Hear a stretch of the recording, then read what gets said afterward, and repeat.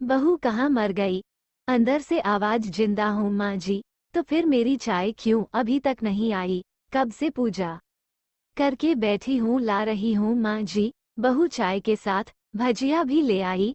सास ने कहा, तेल का खिलाकर क्या करोगी? बहू ने कहा, ठीक है माँ जी, ले जाती हूँ। सास ने कहा, रहने दे, अब बना दिया है तो खा लेती हूँ। सास ने भजिया उठाए और कहा, कितनी गंदी भजिया बनाई है तुमने। बहू, माँ जी मुझे कपड़े धोने हैं, मैं जाती हूँ। बहू दरवाजे के पास छिपकर खड़ी हो गई। सास भजिया पर टूट पड़ी और पूरी भजिया खत्म कर दी। बहू मुस्कुराई और काम पर लग गई। दोपहर के खाने का वक्त हुआ। सास ने फिर आवाज लगाई, कुछ खाने को मिलेगा? बहू ने आवाज नहीं दी। सास फिर चिल्लाई, भूखे मारोगी क्या? बहू आई सामने, खिचड़ी रख दी। सास गुस्से से, ये क्या है? मुझे इसे नहीं खाना, ले जाओ इसे। बहू ने कहा, आपको डॉक्टर ने दिन में खिचड़ी खाने को कहा है, खाना तो पड़ेगा ही। सास मुंह बनाते हुए, हाँ तू मेरी माँ बन जा। बहू फिर मुस्कुराई और चली गई। आज इनके घर पूजा थी। बहू सुबह 4 बजे से उठ गई। पहले स्नान किया, फिर फूल लाए, माला बनाई, रसोई साफ की, पकवान और भोज बनाया। सुबह के 10 बज गए। अब सास भी उठ चुकी थी। बहू अब पंडित जी के साथ भगवान के वस्त्र तैयार कर रही थी। आज ऑफिस की छुट्टी भी थी, उनके पति भी घर पर थे। पूजा शुरू हुई। सास चिल्लाती, बहू ये नहीं है, वो नहीं है। बहू दौड़ी दौड़ी आती और सब करती।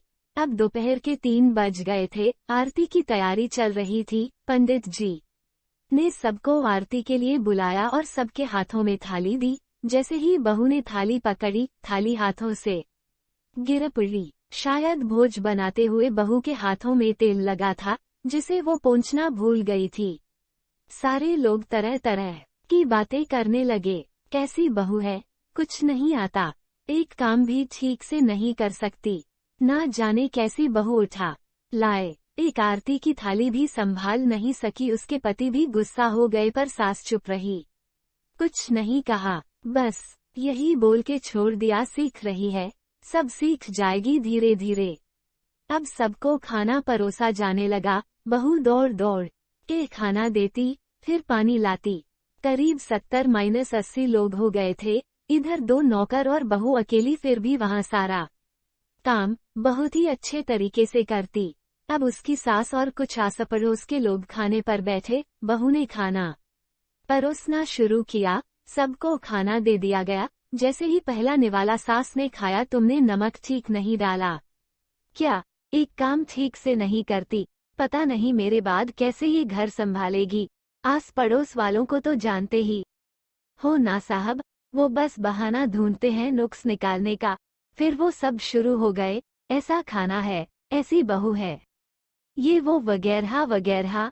दिन का खाना हो चुका था। अब बहू बर्तन साफ करने नौकरों के साथ लग गई। रात में जगराता कार्यक्रम रखा गया था।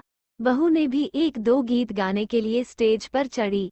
सास जोर से चिल्लाई, मेरी नाक मत कटा देना, गाना नहीं आता तो मत गा, वापस आ जा। बहू मुस्कुराई और गाने लगी। सबने उसके गाने की तारीफ की, पर सास मुंह फुलाते हुए बोली, इससे अच्छा तो मैं गाती थी जवानी में, तुझे तो कुछ भी नहीं आता। बहू मुस्कुराई और चली गई। अब रात का खाना खिलाया जा रहा था। उसके पति के ऑफिस के दोस्त साइड में ही ड्रिंक करने लगे। उसका पति चिल्लाता, थोड़ा बर्फ लाओ, तो सास चिल्लाती, यहाँ दाल नहीं है। फिर चिल्लाता, कोल्ड ड्रिंक नहीं है, पापड़ ले आओ। इधर उधर आखिरी में उसके पति की शराब गिर पड़ी उसके एक दोस्त पर और बोतल टूट गई। पति गुस्से में 2 झापड़ अपनी पत्नी को लगाते हुए कहता है, जाहिल कहीं की, देखकर नहीं कर सकती, तुझे इतना भी काम नहीं आता। सारे लोग देखने लगे।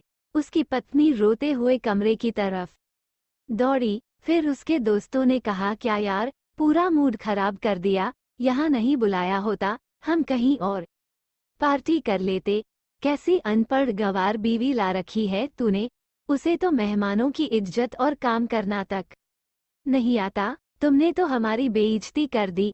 अब आस पड़ोस की औरतों को और बहाना मिल गया था। वो कहने लगीं, देखो क्या कर दिया तुम्हारी बहू ने, कोई काम की नहीं है। मैं तो कहती हूँ अपने बेटे की दूसरी शादी करा दो, छुटकारा पाओ इस गंवार से। सास उठी और अपने बेटे के पास जाकर उसे थप्पड़ मारा और कहा, अरे नालायक, तुमने मेरी बहू को मारा, तेरी हिम्मत कैसे हुई, तेरी टांग तोड़ दूंगी। उसके बेटे के दोस्त कुछ कहने ही वाले थे कि उसकी माँ ने घूरते हुए कहा, चुप, बिल्कुल चुप, यहाँ दारू पीने आए हो, जबकि पता है आज पूजा है और तुम्हें पार्टी करनी है। कैसे संस्कार दिए हैं तुम्हारे माता पिता ने, और किसने मेरी बहू को। जाहिल बोला, जरा इधर आओ, चप्पल से मारूंगी अगर मेरी बहू को किसी ने एक शब्द भी कहा तो। अरे पापी, तूने उस लड़की को बस इसलिए मारा कि तेरी शराब टूट गई। पापी, वो बच्ची सुबह 4 बजे से उठी है, घर का सारा काम कर रही है, ना सुबह से नाश्ता किया ना दिन का खाना खाया, फिर भी हंसते हुए सबकी बातें सुनते हुए, ताने सुनते हुए घर के काम में लगी रही। तेरे यार दोस्तों को वो अच्छी नहीं लगी, जूते से मारूंगी तेरे दोस्तों को जो कभी उन्होंने ऐसा कहा। उसके यार दोस्त चुपके से खिसक लिए।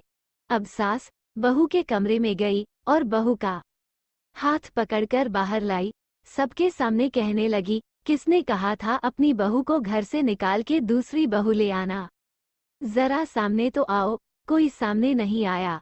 फिर सास ने कहा, तुम जानते भी क्या हो इस लड़की के बारे में, ये मेरी माँ भी है, बेटी भी। माँ इसलिए मुझे गलत काम करने पर डांटती हैं और बेटी इसलिए कभी कभी मेरी दिल की भावनाएं समझ जाती हैं। मेरी दिन रात सेवा करती है, मेरे 1000 ताने सुनती है पर एक शब्द भी गलत नहीं कहती, ना सामने ना पीठ पीछे। और तुम कहते हो दूसरी बहू ले आऊं। याद है ना छुटकी की दादी अपनी बहू की करतूत। सास ने गुस्से से पड़ोस की महिला को कहा, अभी पिछले हफ्ते ही तुम मियाँ बीवी भूखे छोड़ घूमने चले गए थे। मेरी इसी बहू ने 7 दिनों तक तुम्हारे घर पर खाना पानी, यहाँ तक कि तुम्हारे पैर दबाने जाती थी, और तुम इसे जाहिल बोलती हो। जाहिल तो तुम सब हो जो कोयले और हीरे में फर्क नहीं जानते। अगर आइंदा मेरी बहू के बारे में किसी ने एक लफ्ज भी बोला तो मुझसे बुरा कोई नहीं होगा, क्योंकि ये मेरी बहू नहीं, मेरी बेटी है। बहू सिसकियां लेते हुए फिर कमरे में चली गई। सास ने एक प्लेट उठाई और भोजन परोसा और बहू के कमरे में खुद ले गई। सास को भोजन लाते देखा तो बहू ने कहा, अरे माँ जी, आप क्या कर रही हो, मैं खुद ले लेती। सास ने प्यार से ताना मारते हुए कहा, डर मत, इसमें जहर नहीं है, मार नहीं डालूंगी तुझे। तुझे नई सास चाहिए होगी, पर मुझे अभी भी तू ही मेरे घर की बहू चाहिए। बहू ने अपनी सास को रोते हुए गले से लगा लिया। सास भी रो दी पहली बार और कहा, चल खाना खा ले। फिर मजाक करते हुए कहा, फिर मेरे पैर दबाने चले आना, और ये ख्याल मन में मत लाना कि सास पैर बोलती है, किसी दिन मैं इसका गला दबा दूंगी, क्योंकि कभी मैं भी यही सोचती थी। दोनों खूब हंसने लगती हैं। कुछ रिश्ते बहुत मीठे होते हैं, बस बातें कड़वी होती हैं।